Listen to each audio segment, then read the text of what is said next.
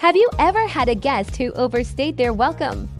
Not just for a few extra days, but to the point where they start acting like they own the place.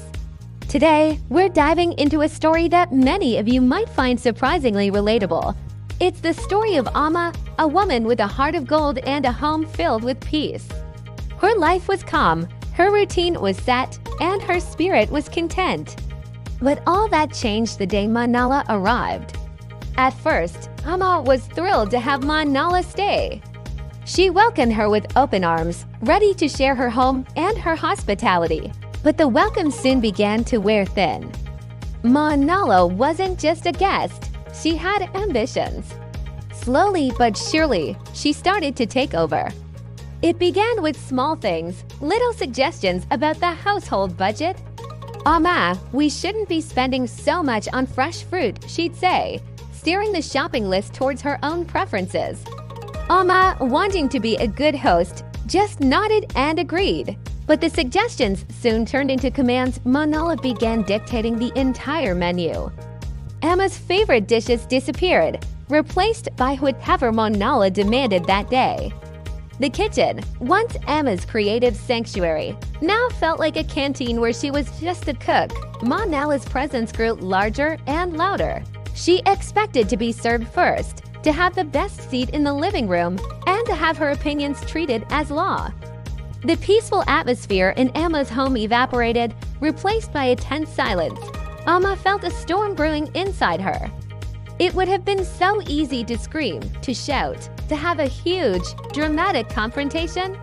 Part of her wanted to yell, "This is my house, you are a guest." But she held back. Amma understood that an explosive fight wouldn't solve anything. It would only destroy her own peace and fill her home with negative energy. She knew there was a smarter way to handle this, a way that preserved her dignity. So she chose a different path, the path of quiet strength.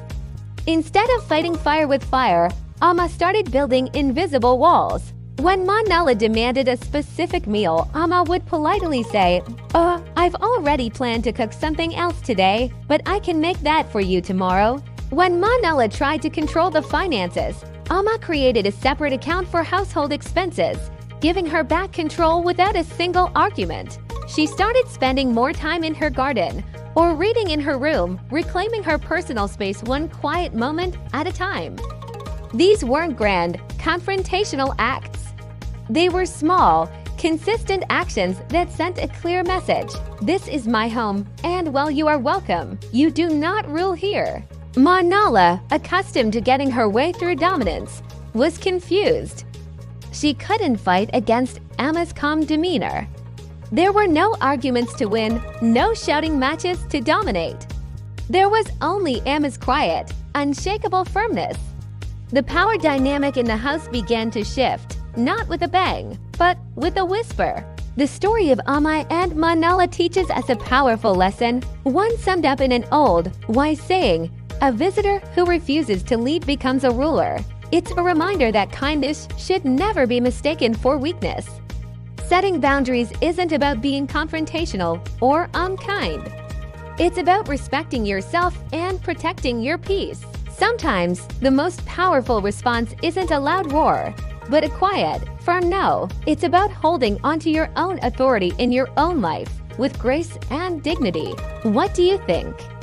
Have you ever been in a similar situation, either as the host or maybe even as the guest who stayed a little too long? Share your stories in the comments below. I'd love to read them. It's a tricky part of human relationships that we can all learn from. Thanks so much for watching and spending this time with me. If you enjoyed this story and the lesson it holds, make sure to like this video and subscribe to the channel for more content just like this. See you in the next one.